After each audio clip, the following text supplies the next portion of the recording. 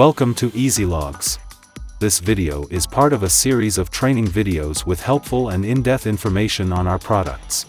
Find out how EZLOGZ can increase your fleet performance and save money. Send output file. Select the item Logbook in the left menu. Click the Motor Carrier Data Reporting.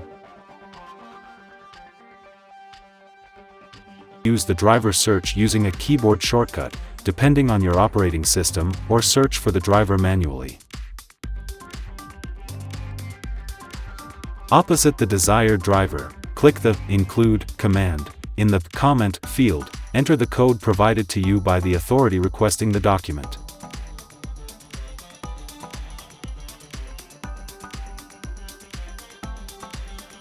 Return to the top of the page. Select the desired date.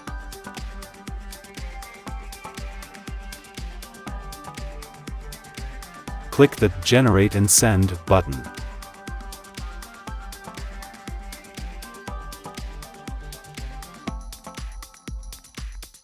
Thank you for watching this video.